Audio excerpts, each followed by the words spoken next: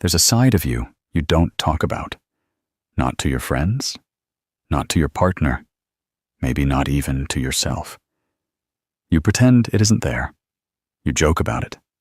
You moralize it. You scroll past it. But late at night, when everything is quiet and no one is watching, it starts to speak. Desire. Unfiltered. Raw. Confusing. It's not the kind you see in movies or talk about in polite conversation. It's not about love. It's not even about sex. It's about power, control, submission, shame, fantasy, fear. Carl Jung didn't flinch from this part of the human psyche. He called it what it is: the sexual shadow. He didn't say it was evil. He didn't say it should be destroyed. He said something far more uncomfortable. It should be integrated. Because if you don't confront your sexual shadow, it will confront you in ways you can't predict. Through obsession, addiction, sabotaged relationships, emotional numbness, sudden bursts of shame, and patterns that keep repeating, no matter how much you try to change. The sexual shadow is not just about repressed lust. It's about every part of your sexuality you were told was wrong, dirty, dangerous, or unworthy of love. It's the desire you denied, the experience you buried, the fantasy you judged, the vulnerability you never allowed yourself to feel. It lives underground in your psyche. And just like any part of the shadow, it doesn't die just because you ignore it. It waits. It grows. And eventually, it shows up in ways that confuse and frighten you. Maybe you lash out at the people who make you feel desire. Maybe you keep chasing meaningless encounters because intimacy terrifies you. Maybe you crave being dominated or want to dominate, and you hate yourself for it. Maybe you confuse love with performance. Maybe you feel numb during sex. Or worse, maybe you can't feel anything at all. You think something's wrong with you. You label it dysfunction. But Jung would say it's not dysfunction. It's disconnection. You're not broken. You're divided. And the part of you that's been exiled, the part you've called sick or sinful, has become your shadow. It's not just hiding. It's trying to return. The sexual shadow is where your deepest wounds meet your deepest instincts, where repression becomes distortion, where shame becomes obsession, where your unloved self becomes dangerous. Jung warned that what you do not make conscious will come back as fate, and nothing returns more powerfully than repressed sexual energy. Because it's not just energy. It's identity. It's longing. It's the most honest part of your humanity trying to reach the surface. And yet, most people don't talk about it. Not in therapy. Not in spirituality. Not even in their private thoughts. They keep it locked up because it doesn't fit the image they're trying to maintain. The good man, the pure woman, the enlightened person, the emotionally healed, mentally evolved, morally untouchable version of themselves. But behind the mask, the shadow burns, and the more you try to suppress it, the more control it gains. You'll see it in your fantasies, ones you didn't choose but can't forget, in dreams that leave you shaking, in relationships where you play roles you don't understand, in sudden guilt that appears when you try to feel good, in the quiet panic that happens when someone sees too much of you.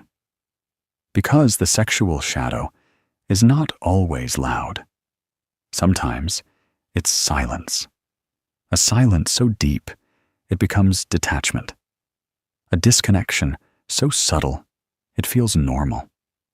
You call it low libido. You call it just stress. You call it maturity. But in truth, it's grief. Grief for the parts of you that were never allowed to be real. Desire that never had language. Attraction that never had a home. Power that was always considered too much. Jung didn't say the shadow is to be obeyed. He said it is to be known, to be seen, to be invited in, to be dialogued with. Because once you begin that conversation, something changes. You stop fearing yourself. You stop apologizing for being human.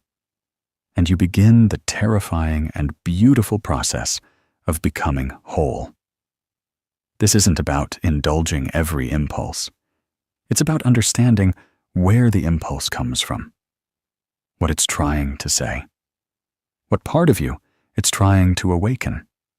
Because beneath the sexual shadow is something sacred, your unmet need for wholeness, not just physical wholeness, emotional, energetic, soul-level integration. Your sexual shadow is not proof that you're sick. It's proof that you're fragmented. And wholeness, and finally, reclaim the pieces of you that were buried. Carl Jung said, "One does not become enlightened by imagining figures of light, but by making the darkness conscious." This is where it begins. Not with fantasy, not with denial, but with a single, honest question. What part of your desire have you buried? And what has it cost you to keep it hidden? That's the first crack in the shell. The truth is, your sexual shadow isn't your enemy. It's the part of you that wants to come home. There's a reason you were taught to hide it. Not just by your parents, not just by religion, not just by culture, but by the very structure of your psyche. Carl Jung believed that the human mind doesn't develop as one unified thing. It splits. It fragments. It builds walls to survive. When you're young, anything that feels unsafe, unaccepted, or socially dangerous gets pushed underground. This isn't a flaw. It's a defense mechanism. The ego protects what it believes will help you function in the world, and it buries everything else. This buried part becomes the shadow. And when it comes to sexuality, this fragmentation is often violent and early. Because desire isn't just about sex. It's about instinct, expression, vulnerability, control. It's the first time a child feels something powerful that cannot be named. And if that energy is met with shame, punishment, or silence, it gets cut off. The child learns. This part of me is not safe. This part of me is bad. This part of me must be hidden. And what gets hidden becomes distorted. It doesn't disappear. It mutates. Jung warned that anything buried in the unconscious will eventually surface, but not in its original form. It comes back as fear, as compulsion, as projection, because the unconscious doesn't obey the rules of logic. It speaks in symbols. It speaks through attraction, revulsion, fantasy, and discomfort. It will project your unowned sexual energy onto others. You'll become obsessed with people who embody the very parts of yourself you've disowned. You'll judge them. You'll desire them. You'll hate them. You'll try to save them. But what you're really doing is trying to reclaim yourself. This is the trap of projection. The psyche tries to complete itself through others. You think it's about them. It's not. It's about you. the woman you can't stop thinking about, the man you feel drawn to and resent, the people you secretly envy or quietly shame. They are mirrors. Jung said, "Everything that irritates us about others can lead us to an understanding of ourselves." This includes, and especially includes, sexual reactions. If someone makes you uncomfortable, ask yourself, what are they expressing that I've suppressed? Is it freedom? Is it dominance? Is it softness? Is it raw need? Is it pleasure without guilt? Whatever it is, it's yours too. It's just living in your shadow. And as long as it stays buried, you will never be free. Because repression doesn't lead to virtue. It leads to fragmentation. You become half alive. You smile politely, say all the right things, perform emotional intelligence, but beneath the surface, something is suffocating. The more refined you become on the outside, the more chaos builds within, because your body remembers what your mind denies. It aches in silence. It sends signals. It triggers you when you least expect it. Desire doesn't disappear just because you've trained yourself to ignore it. It becomes shadow-bound, and the deeper it hides, the more extreme it gets. That's why so many people live double lives. One is clean, curated, and rational. The other is chaotic, compulsive, and full of contradictions they can't explain. This isn't hypocrisy. It's a symptom of disconnection. And the more disconnected you are from your shadow, the more power it holds over you. Jung said, "The shadow is a tight passage, a narrow door, whose painful constriction no one is spared who goes down to the deep well." But on the other side of that door is wholeness, because your shadow, especially your sexual shadow, is not just where your wounds live. It's where your energy lives, your vitality, your aliveness, your capacity to connect, to create, to experience joy that isn't filtered through shame. This is the hidden truth. Most people are not tired because of physical exhaustion. They're tired because they're constantly suppressing themselves. The effort it takes to look appropriate, feel appropriate, want appropriately, it drains the soul. Jung saw this in his patients. He said that what we call neurosis is often just the result of someone avoiding legitimate suffering. People suffer anyway, but instead of moving through it, they get stuck in shame loops. So what's the way out? Not indulgence, not control, not sterilization, but awareness. To sit with the parts of you that make you uncomfortable. To ask, where did I learn to fear this part of myself? Who told me it was wrong? And what would happen if I allowed myself to feel it, not act on it, not suppress it, just feel it? That's how integration begins. Not by moralizing the shadow, not by worshiping it either, but by entering into relationship with it, because until you do, your sexual energy will stay fragmented. It will leak out in ways you can't manage. It will create confusion, guilt, sabotage, and silence. But once you begin to name it, understand it, and bring it into consciousness, it transforms. It becomes power, not domination, but agency, not performance, but presence, not emptiness, but embodiment. You no longer chase things to feel whole. You no longer suppress things to feel safe. You stand in your full being, raw, honest, integrated. Jung said that wholeness is not perfection. Wholeness is the union of opposites. And nowhere is that union more necessary than in how you experience your own desire. You are not wrong for wanting. You are not broken for feeling. But you are at risk if you keep dividing yourself between who you are and who you think you should be. The shadow will not remain silent forever.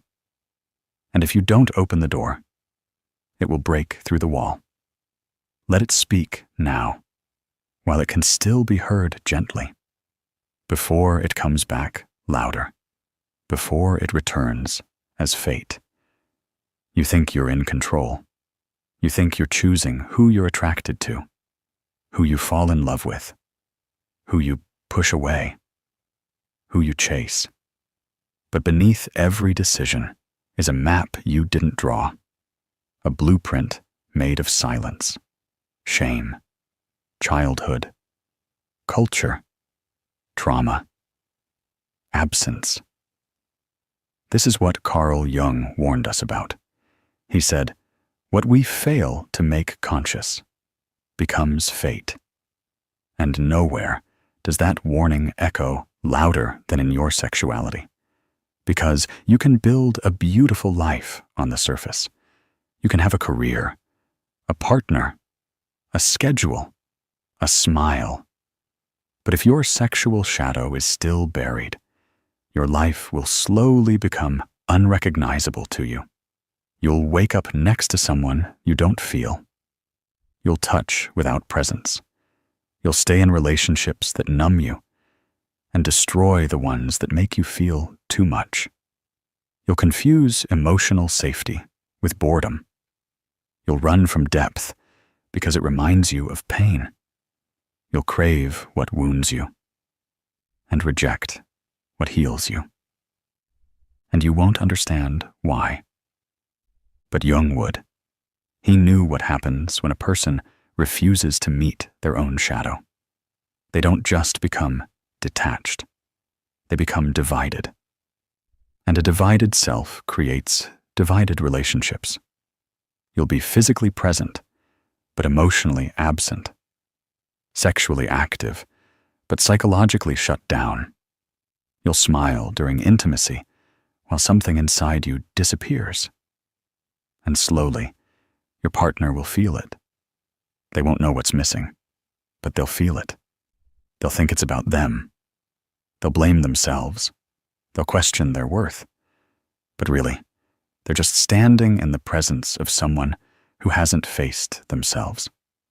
And this is how the sexual shadow destroys relationships. Not with violence, but with vacancy. You can't give what you haven't reclaimed. You can't connect if you're split in two. You can't touch another soul if you're still afraid of your own.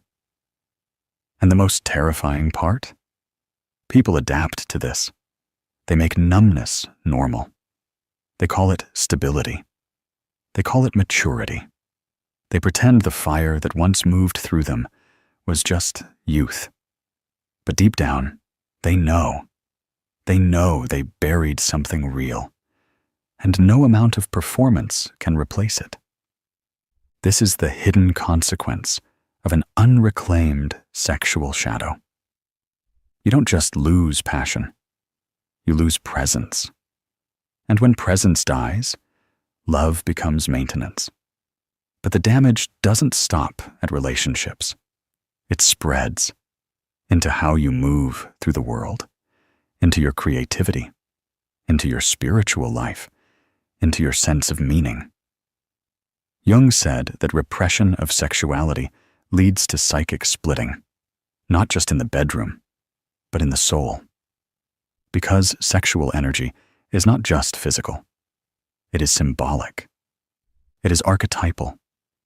It is the raw, creative force of your being trying to move through you.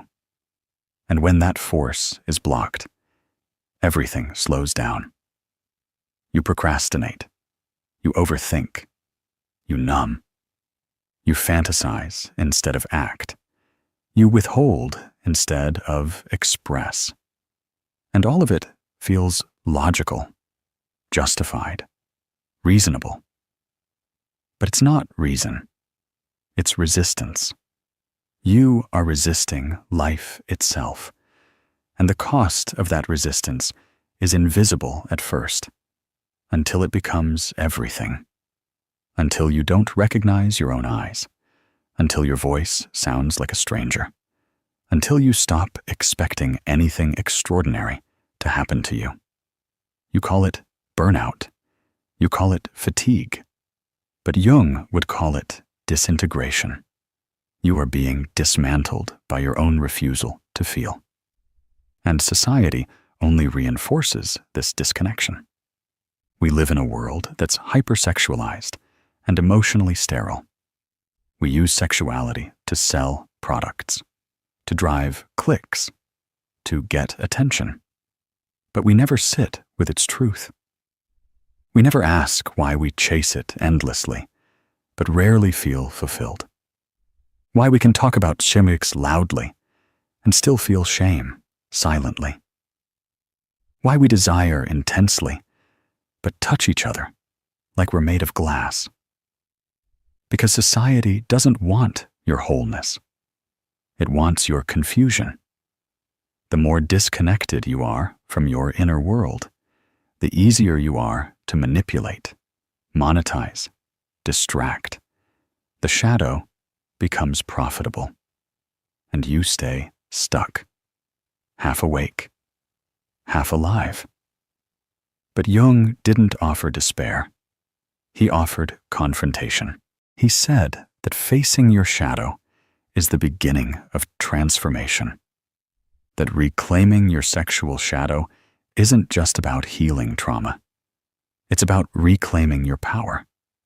Because when you know what moves you, truly know, you can no longer be controlled. You stop craving empty validation. You stop settling for lifeless intimacy. You stop shrinking your desires to make others comfortable. You stop using sexuality as performance and start living it as presence.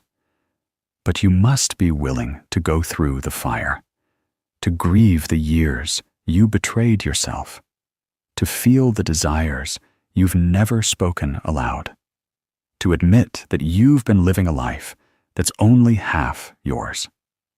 And that is not weakness. That is not regression. That is the first act of becoming whole. Because what the world calls darkness, Jung called potential. And the moment you turn toward your shadow, your real life begins.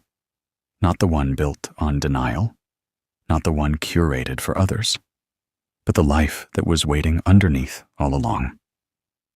The sexual shadow doesn't need to be fixed. It needs to be faced. Because the only thing more dangerous than your desire is your refusal to meet it.